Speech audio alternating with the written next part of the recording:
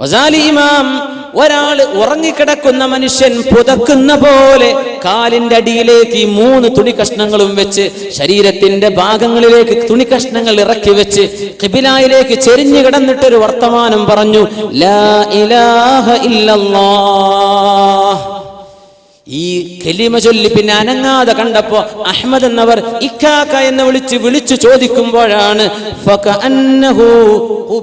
ആ നേരത്ത് അപ്പോഴേക്കും ബഹുമാനപ്പെട്ടവരുടെ റൂഹ് ലോകത്തോട് വിട പറഞ്ഞിട്ടുണ്ടായിരുന്നു. യാ അല്ലാഹ്, മലക്കുകൾ ഇങ്ങനെ വന്നിരിക്കണം എന്നാ ഉലമാവ് പറയാ. നേരായിട്ടുണ്ടോ സാലിമാമേ? പോകാൻ നേരായിട്ടുണ്ടോ? ഒരുങ്ങണ്ടേ? എന്നാ ഞാൻ തുണി കൊണ്ടുവരട്ടെ. സ്വന്തമായി കഫൻ ചെയ്ത് മരിച്ച മഹാനാണ് ഗസാലി ഇമാം. ഇഹ്യയുടെ കിതാബ് രേഖപ്പെടുത്തിയ അല്ലാമ അബൂ ഹാമിദ് അൽ ഗസാലി റളിയല്ലാഹു തആല അൻ. ഗസാലി ഇമാം അഫ്ഗാനിയാണ്, അഫ്ഗാനിസ്ഥാനിൽ നിന്ന് വന്ന മഹാനാ ഇമാമുന ഗസാലി റളിയല്ലാഹു അൻഹു. അഫ്ഗാനിയാണ്. ഇമാമുന തുർമുദി റളിയല്ലാഹു അൻഹു സുനന് തുർമുദിയുടെ അബൂ ഈസ തുർമുദി ഇമാം അഫ്ഗാനിയാണ്, അഫ്ഗാൻകാരനാണ്. ഇമാമുന നസായി തങ്ങൾ ഇറാനിയല്ലേ? മഹാനായ അല്ലാമ ബുഖാരി തങ്ങൾ, ബുഖാരി ഗ്രന്ഥത്തിന്റെ സ്വഹീഹിന്റെ ഇമാം, റഷ്യയിലെ ഇന്നത്തെ ഉസ്ബെക്കിസ്ഥാനിൽ നിന്ന് വന്ന ആളാണ്. ബുഖാറ ഇന്ന് ഉസ്ബെക്കിസ്ഥാനിന്റെ ഭാഗമാണ്. അതിന്റെ തൊട്ടടുത്ത സ്ഥലം നമ്മുടെ മഹാനവർ വന്ന സമർക്കന്ത്. ഉസ്ബെക്കിസ്ഥാനിലെ ബുഖാറയിൽ ജനിച്ച് സമർക്കന്തിൽ വഫാത്തായ ആളാ മഹാനായ ഇമാമുന ബുഖാരി റളിയല്ലാഹു തആല അൻഹു. ഇവരൊക്കെ അറബ് മാതൃഭാഷ സംസാരിക്കാത്ത ആളുകളാണ്.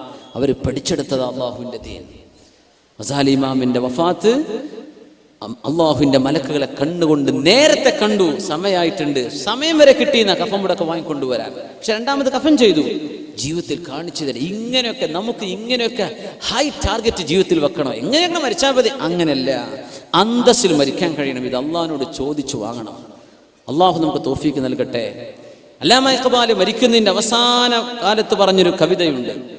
നിശാനെ മർദ മുഅ്മിൻ ബാതു ഗോയം, നിശാനെ മർദ മുഅ്മിൻ ബാതു ഗോയം, ചൂമർഗ് ആമദ് തബസ്സും ബർലബസ്. ആരാണ് ഏറ്റവും നല്ല മുഅ്മിൻ എന്ന് ഞാൻ പറഞ്ഞു തരട്ടെ. നിശാനെ മർദ മുഅ്മിൻ, മുഅ്മിനായ മനുഷ്യന്റെ അടയാളം. ബാതു ഗോയം, നിനക്ക് ഞാൻ പറഞ്ഞു തരട്ടെ ആരാ മുഅ്മിൻ. വല്ല തലകെട്ട് കെട്ടിയ മുഅ്മിനായോ? ആയിക്കോട്ടെ, ആകട്ടെ, ആയിക്കോട്ടെ.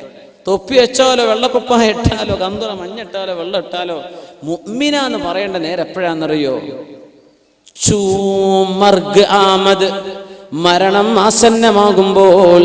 തബസ്സും ബർലബസ്, ചുണ്ടുകളിൽ പുഞ്ചിരിക്കുന്നവരാരാണോ മരിക്കുന്ന നേരത്ത് കൂടെയുള്ളവരൊക്കെ കരയുമ്പോ പുഞ്ചിരിച്ച് മരിക്കാൻ കഴിയുന്നവനാണ് മുഅ്മിൻ എന്ന് ഞാൻ പറയട്ടെ. ഇത് പാടി ഇഖ്ബാൽ വേറെ ഒരു കവിത ജീവിതത്തിൽ പാടിയിട്ടില്ല എന്ന് അവസാനം പറഞ്ഞതാണ്. നിശാനം, ഇത് മുഅ്മിനിന്റെ അടയാളം. അത് ആ നേരത്ത് അന്തസ്സിൽ വഫാത്താകാൻ പറ്റണം. മലക്കുകളുടെ സന്തോഷ വാർത്ത കിട്ടണം. പേടിപ്പിച്ചുകൊണ്ട് കൊണ്ടുപോകുന്ന റൂഹുകളുണ്ട്, അതിലൊന്നും പെടാതെ ആത്മാവിനെ എണ്ണയിൽ നിന്ന് നൂലെടുക്കുന്ന പോലെ സൗമ്യമായി വലിച്ചെടുക്കപ്പെടുന്ന രീതിയിൽ മരണം വരിക്കണം. ആ മരണപ്പെടുന്ന നേരം ഒരു നല്ല കർമ്മം ചെയ്തുകൊണ്ടായിരിക്കണം. കള്ളുഷാപ്പ് കടന്ന് മരിക്കരുത്, സിനിമാ തിയേറ്ററിൽ ബോധം കിട്ടും മരിക്കല്ല്, വ്യഭിചരിച്ചുകൊണ്ടിരിക്കുക മരിക്കല്ല, തിന്മകൾ ചെയ്ത് തൗബ ചെയ്യുന്നതിന് മുമ്പ് മരിക്കുന്ന അവസ്ഥ അള്ളാഹുവിനോട് കാവൽ ചോദിക്കണം മുഅ്മിനെ. ആ നേരം നന്നായാൽ യുഹ്ശറു അഹദുകും അലാ മാ മാത അലൈഹി, നിങ്ങൾ എങ്ങനെ മരിക്കുന്നുവോ അങ്ങനെയാണ് നിങ്ങൾക്ക് പുനർജന്മം നൽകപ്പെടുക എന്ന് റസൂലുള്ളാഹി സ്വല്ലല്ലാഹു അലൈഹി വസല്ലം. ഖുർആൻ ഓതി മരിച്ചവർ ഖുർആൻ ഓതിയിട്ടാണ് നാളെ വരുന്നത്. ഉംറക്ക് ഇഹ്റാം ചെയ്ത് ഹജ്ജിന് ഇഹ്റാം ചെയ്ത് മരിച്ചവർ ഫഇന്നഹു യുഹ്ശറു യൗമൽ ഖിയാമത്തി മുലബ്ബിയാ ലാ തുഖമ്മിറു വലാ തസ്തുറു റഅസഹു. ഉംറക്ക് വന്ന് ഇഹ്റാം ചെയ്ത് ഇഹ്റാമിന്റെ അവസ്ഥയിൽ ഹജ്ജ് നിർവഹിക്കാൻ പറ്റാതെ മരിച്ചുപോയ സ്വഹാബിക്ക് കഫൻ ചെയ്യാൻ കൊണ്ടുവന്നപ്പോൾ ഹബീബ് പറഞ്ഞതാണ്, ആ സ്വഹാബിന്റെ തല മറക്കല്ലേ. ഇഹ്റാമിൽ തല മറക്കാൻ പറ്റൂലല്ലോ പുരുഷന്. ആ സ്വഹാബിയുടെ ശരീരത്തിലേക്ക് സുഗന്ധം പൂശരുതേ. ഫഇന്നഹു യുബഅസു യൗമൽ ഖിയാമത്തി മുലബ്ബിയാ, ഖിയാമത്ത് നാളിലേക്ക് വരുമ്പോൾ ലബ്ബൈക അല്ലാഹുമ്മ ലബ്ബൈക ലബ്ബൈക ലാ ശരീക ലക ലബ്ബൈക എന്ന് പറഞ്ഞിട്ടാണ് ഇഹ്റാമിൽ മരിച്ചുപോയവർ വരിക എന്ന് റസൂലുള്ളാഹി സ്വല്ലല്ലാഹു അലൈഹി വസല്ലം. എങ്ങനെയാ മരിക്കണത്? അങ്ങനെയാ. അതുകൊണ്ട് ആർക്കും അമ്പും വീറൊന്നും പറയണ്ട, മരിച്ചു കഴിഞ്ഞിട്ട് പറഞ്ഞാൽ മതി എങ്ങനെ ഉണ്ടായിരുന്നു. അതാണ് ഒരു പ്രസ്ഥാനമോ ഒരു വ്യക്തിയോ നല്ലതോ ചീത്തയോ എന്നൊക്കെ മനസ്സിലാവാൻ മരണം വരെ കാത്തിരിക്കണം എന്നാണ്. അതിൻ്റെ ഇടയ്ക്ക് എന്നും നമുക്കറിയില്ല എന്താ ചെയ്യാ. അള്ളാഹു നമുക്ക് നല്ല മരണം നൽകുമാറാകട്ടെ. നല്ല റൂഹായി കിട്ടണം. നമ്മുടെ റൂഹിന് ഭക്ഷണം വേണം. ഞാൻ കൺക്ലൂഡ് ചെയ്യാണ്. രാവിലെ നമ്മൾ നാസ്താക്കണില്ലേ, അത് ശരീരത്തിന്റെ ഭക്ഷണമാണ്. സുബഹി നിസ്കരിക്കണം, അപ്പോഴാണ് റൂഹിന്റെ ഭക്ഷണം കിട്ടുക.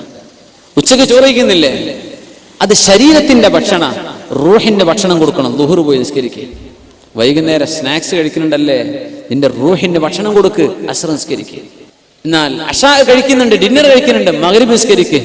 നീ ഉറക്കത്തിലേക്ക് പോവുകയാണല്ലേ, ശരീരത്തിന് വിശ്രമം കൊടുക്കുക. റൂഹിനൊരു ഫുഡ് കൊടുത്തിട്ട് അങ്ങ് വിശ്രമിക്കട്ടെ. ഇശാ നിസ്കരിക്കുക.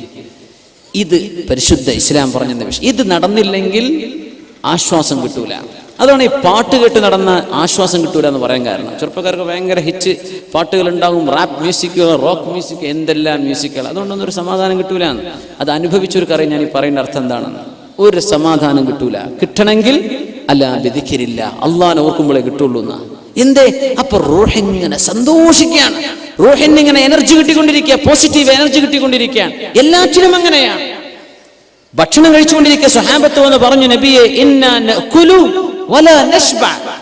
തിന്നുന്നുണ്ട് നബിയെ, വയറ് നിറയുന്നില്ല റസൂലേ സ്വല്ലല്ലാഹു അലൈഹി വസല്ലം. എന്താ മറുപടി തങ്ങൾ പറഞ്ഞത്? സമ്മുല്ലാഹ് സമ്മില്ലാഹ അലൈഹി. ഭക്ഷണം കഴിക്കുമ്പോൾ ബിസ്മില്ലാ എന്ന് നീ പറയും അല്ലേ? ഒരുമിച്ച് ഭക്ഷണം കഴിക്ക്. കുൽ ബിയമീനിക്, വലത്തെ കൈ കൊണ്ട് കഴിക്ക്. വകുൽ മിമ്മാ യലി, തൊട്ടടുത്തുനിന്ന് ഭക്ഷണം കഴിച്ചാൽ മതി. ദൂരത്തുനിന്നും എന്തെന്ത് പൊക്കി മാന്തി എടുക്കരുത്. ആ അടുത്തുനിന്ന് ഭക്ഷണം വലത്തെ കൈ കൊണ്ട് ബിസ്മിൻ ചൊല്ല്. എന്തേ അങ്ങനെ ചൊല്ലാതിരുന്നാൽ റൂഹിന് ഭക്ഷണം കിട്ടൂല.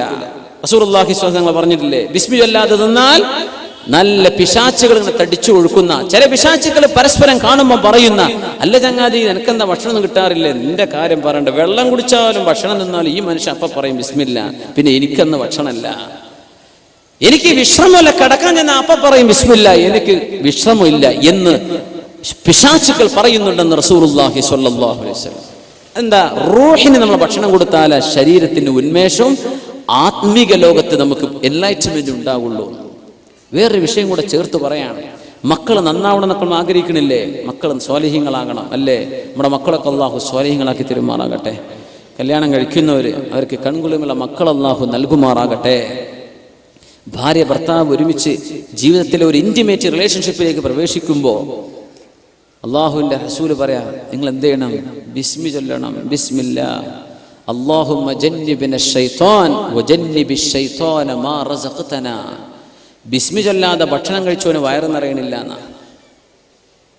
ബിസ്മി ചൊല്ലാതെ ശാരീരിക ബന്ധത്തിൽ ഏർപ്പെടുന്ന ഒരാൾക്ക് പൂതി തീരുന്നില്ല. എന്തേ? പിശാചവന്റെ കൂടെയാണ്, പിശാചവന്റെ കൂടെയാണ്. ബിസ്മി ചൊല്ല്, അല്ലാഹ് നിന്റെ നാമത്തിലാണ്, നിന്റെ നാമത്തിലാണ്. ഈ ഒരു ശാരീരിക ബന്ധത്തിലെങ്ങാനും നിന്നെ ഞങ്ങൾക്ക് മക്കളെ തരാൻ ഉദ്ദേശിക്കുകയാണെങ്കിൽ ഞങ്ങളുടെ മക്കൾക്ക് പിശാചിന്റെ ബാധ ഏൽക്കരുത് പടച്ചോനെ എന്ന് ദുആയിനെ സമീപിക്കാൻ പറഞ്ഞു. എന്തേ? നിന്റെ ശരീരത്തിന് ആവശ്യം വരുമ്പോൾ നിർവഹിക്കാനുള്ളതാണ്.